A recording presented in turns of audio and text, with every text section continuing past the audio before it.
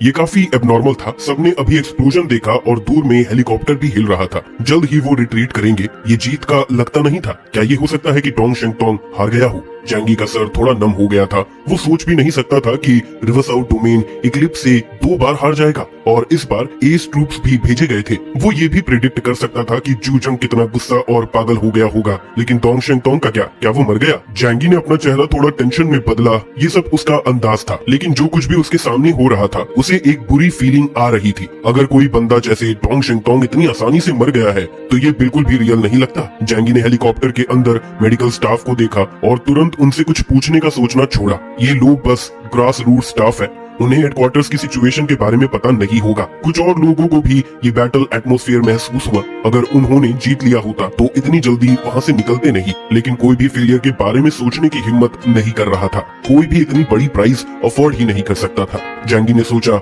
मुझे नहीं पता कमांडर कितना गुस्सा और क्रेजी होगा जब ये सब पता चलेगा। लियांग यू ने जैंगी के चेहरे को कुछ देखा तो वो उसके पास आई और धीरे से बोला, क्या हुआ? 2 आर्म्ड हेलीकॉप्टर्स जिंगनिंग एरिया से निकल गए और 2 मिनट बाद एक ह्यूज मशरूम क्लाउड उठी जिंगनिंग स्क्वायर के सेंटर में। डरने वाली टेम्परेचर ने वहां सब कुछ बर्बाद कर दिया और बड़ी इलेक्ट्रोमैग्नेटिक शॉक वेव इतना स्ट्रॉन्ग था कि आसपास के कई शहरों में टेम्पररी कम्युनिकेशन और पावर की प्रॉब्लम हो गई थी। ये एक्सप्लोजन लव ऑफ डेथ ने जैंगी और हेलीकॉप्टर में बैठे दूसरे लोगों को समझाया कि टोंग शेंगतोंग और उसकी टीम हार गई थी। अगर उन्हें फोर्स ना किया गया होता तो ब्लिज़र्ड सिटी कभी भी ये अल्टीमेट वेपन यूज नहीं करता। मुझे नहीं लगा था कि वो इतने स्ट्रॉन्ग होंगे। मू जोंगनिंग ने थोड़ा कंफ्यूज्ड होके कहा, हम सब म्यूटेंट्स हैं, फिर ये गैप इतना बड़ा क्यों है? वो एक म्यूटेंट था जो एक सिटी पे रूल करता था, लेकिन इक्लिप्स मून ने उसको नीचे गिरा दिया। ये फीलिंग उसके लिए बहुत बड़ा शॉक था। ली वे हाई ने एक गहरी सांस ली और कहा, ये म्यूटेंट्स आम नहीं है। सुनने में आया है कि इन्होंने कांतो जापान में हर जगह मार धाड़ और लूटपाट की है और ये कांतो के सबसे खतरनाक रॉबर गैंग है। जो लोग इतनी मुश्किल एनवायरनमेंट में अब तक जिंदा हैं, वो कोई नॉर्मल इंसान नहीं हो सकते। ली वे हाई ने फिर एक गहरी सांस ली, अपना सर उठाया और बाहर के लिंगरिंग रेडिएशन को देखा। लेकिन अब सब कुछ खत्म हो गया है। चाहे म्यूटेंट कितना भी पावरफुल हो, ऐसे वेपन के सामने जीना इम्पॉसिबल है। ज्यादातर लोग इस बात से सहमत थे, लेकिन जैंगी का चेहरा थोड़ा चिंतित था और उसने कुछ नहीं कहा। लियांग यू ने पूछा, अब भी चिंता हो रही है? हेडक्वार्टर्स ने डेथ ऑफ लव को डिप्लॉय कर दिया है। एक्लिप्स के लोगों की तो बात ही छोड़ो, युआन कोंगे जो एपिसोडोन लेवल पे थी वो भी जिंदा नहीं बच सकती, है ना? जैंगी ने कहा, मुझे एक ऐसी फीलिंग आ रही है जो मुझे बहुत अनकंफर्टेबल कर रही है। मैं हमेशा महसूस करता हूँ कि वो इतनी आसानी से नहीं मरेंगे। ये फीलिंग मुझे इक्लिप्स ग्रुप के बारे में जो इन्फॉर्मेशन मैंने गैदर की है उससे आई है। ऐसा लगता है कि उनमें कोई प्रोफेटिक एबिलिटी है और वो हमेशा बैटल सिचुएशन को सबसे एक्यूरेटली प्रिडिक्ट करते हैं। क्या ये हो सकता है कि उन्होंने God of death of love के आने का पहले ही अंदाजा लगा लिया हो? ये बात तुरंत दुनिया के मेजर रीजनल फोर्सेस का ध्यान अपनी तरफ खींच गई। किसी ने God of death of love को लॉन्च किया।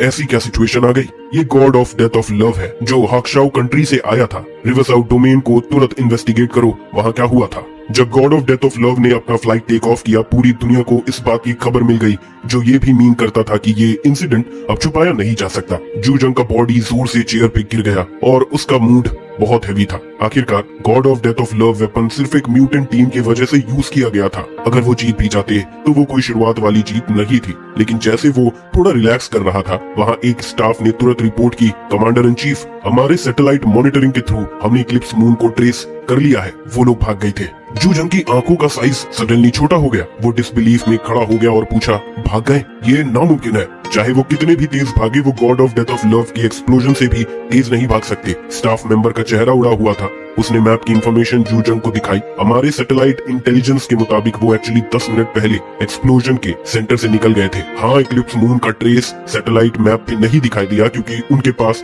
शील्डिंग डिवाइस था, लेकिन हम उनकी लोकेशन कंफर्म कर सकते हैं, जैसे कि एक होल मैप पर दिखाई दे रहे हो। बिल्कुल ऑब्वियस। जू जंग और बाकी सबका चेहरा उड़ गया। अगर God of death of love उनके लिए भी यूजलेस हो गया तो ये कैसे मुमकिन था? इतना कोइंसिडेंस कैसे हो सकता है? तुम्हें पता है 10 मिनट पहले वो जांगमिन स्क्वायर के सेंटर में थे, तो वो इतनी जल्दी कैसे भाग गए? जैसे उन्हें पहले से पता हो कि हम God of death of love use करने वाले हैं। जू जंग चेयर पे बैठा था, बिल्कुल शॉक में। ऐसा लग रहा था जैसे उसका आधा सोल उड़ गया। खत्म हो गया हो। इस बार वो पूरी तरह से खत्म हो गया था। इस एक्शन से रिवरसाउथ डोमेन का प्रेस्टीज और उसका पर्सनल प्रेस्टीज दोनों बहुत नीचे गिरने वाले थे। ये कहना गलत नहीं होगा कि ये एम्बैरेसिंग था। वो एबिलिटी जो उन्होंने दिखाई थी वो लोगों को गहरा होपलेसनेस महसूस करवाती थी। ऐसे दुश्मन को कौन हरा सकता है जो फ्यूचर को देख सकता हो। लेकिन जल्द ही जू जंग ने इस बात का एक ब्लाइंड स्पॉट समझा। बिल्कुल सही, ये शुरू से जैंगी था। किसी ने भी उस पर ध्यान नहीं दिया। वो बस एक आउटर सिटी का म्यूटेंट था। बाद में उसने इक्लिप्स के 4 मेंबर्स को अकेला मार दिया। हालांकि उनमें से 2 थोड़े वीक हो चुके थे, लेकिन तब इक्लिप्स का second in command Feng Huan पास ही था। जैंगी ने फेंग हुआन को सीधा फेस ऑफ करके उसे डरा के भगाया, जो ये प्रूव करता है कि उसकी ताकत वो जो लगती थी उतनी सिंपल नहीं थी। कम से कम उसका लेवल वाइस कैप्टन या कैप्टन लेवल का होगा।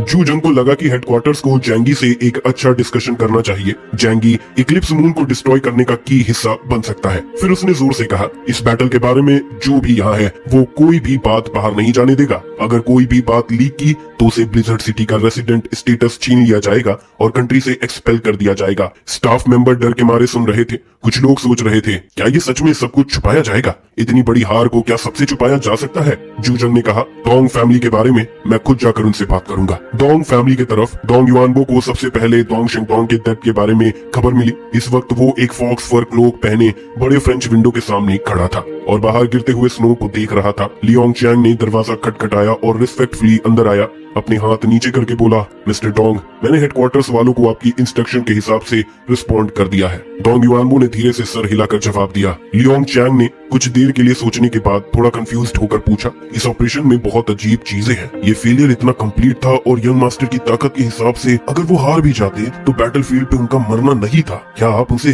ज्यादा जेंटल नहीं हो रहे? ऐसे रिजल्ट को डोंग युआनबो और लियोंग चैंग दोनों ही एक्सेप्ट नहीं कर पा रहे थे। गॉड टीम ने कभी कोई बैटल नहीं हारी थी और उनके मेंबर सब टॉप नॉच प्लेयर्स थे। ऐसे कैसे हो सकता है वो एक ग्रुप ऑफ रोनिंग के हाथ मारे जाएं? लियोंग चैंग के मन में एक कॉन्स्पिरेसी थ्योरी चल रही थी। क्या ये हो सकता है कि कोई जानबूझकर डोंग शिंगटोंग को मारने का प्लान बनाए? आजकल ब्लिजर्ड सिटी में कुछ अंडरकरंट्स चल रहे हैं। डोंग शिंगटोंग को फैमिली का सक्सेसर भी माना जा सकता था। उसकी ताकत और पॉपुलैरिटी दोनों बहुत हाई थी। सबको ये समझ में आ गया था कि डोंग शिंगटोंग ब्लिजर्ड सिटी का अगला कमांडर बनने के लिए भी एक स्ट्रॉन्ग कैंडिडेट है, जिससे फैमिली ने भी बहुत ज्यादा एक्सपेक्ट किया था। डोंग युआनबो ने एक सीरियस एक्सप्रेशन के साथ कहा। उनके गले से एक बूढ़ी आवाज आई, चाहे कुछ भी हो, रिवरसाउथ डोमेन में कभी भी केओस नहीं होना चाहिए। हम और रिवरसाउथ डोमेन का रिश्ता साथ साथ ऊपर नीचे चलता है। अगर ब्लिजर्ड सिटी में कुछ भी केओस होता है तो डोंग फैमिली के लिए अपने आप को सेफ रखना मुश्किल हो जाएगा। मैं इस मैजिकल पावर के बारे में अच्छे से इन्वेस्टिगेशन करूंगा, लेकिन अभी हमें रीजन को स्टेबलाइज करने में मदद करनी होगी। लियोंग चैंग ने ये सुनकर अपना सर झुकाया। मुझे अपनी गलती समझ आई। मैं आपके टीचिंग्स के अकॉर्डिंग चलूंगा सर। चाहे डोंग युआनबो कितना भी उदास था, डोंग फैमिली के हेड के रूप में उसे अपने पूरे फैमिली की जिम्मेदारी लेनी थी। इस वक्त रीजनल हेडक्वार्टर्स से फेस ऑफ करना उनके लिए बेकार होता, लेकिन ये मामला यहाँ नहीं रुक सकता। मुझे ये पता करना है कि किसने ये सब किया। अगर मुझे ये पता नहीं चला तो जू जंग को भी उसके कॉन्सिक्वेंसेस को झेलना पड़ेगा। 2 आर्म्ड हेलीकॉप्टर्स ब्लिजर्ड सिटी की तरफ वापस आ रहे थे। जैसे ही वो ब्लिजर्ड सिटी के ऊपर पहुंचे, जैंगी ने विंडो से बाहर देखा। धीरे धीरे बिल्कुल आज सिटी में मार्शल लॉ था और हर जगह सोल्जर्स लाइव एम्यूनेशन के साथ दिखाई दे रहे थे। ये कंफर्म हो गया था कि गॉड टीम की ऑपरेशन फेल हो गई थी। जैंगी को थोड़ा रिग्रेट हो रहा था। हालांकि उसको डोंग शिंगटोंग से ज्यादा कांटेक्ट नहीं था, लेकिन उसने उसके कैरेक्टर को काफी एडमायर किया था। प्लेन इंडोर एयरपोर्ट पे लैंड किया और ह्यूज डोम खुल गया, जिससे वो अंदर आए। फिर धीरे धीरे डोर बंद हो गया। हेलीकॉप्टर का डोर खुला और जैंगी ने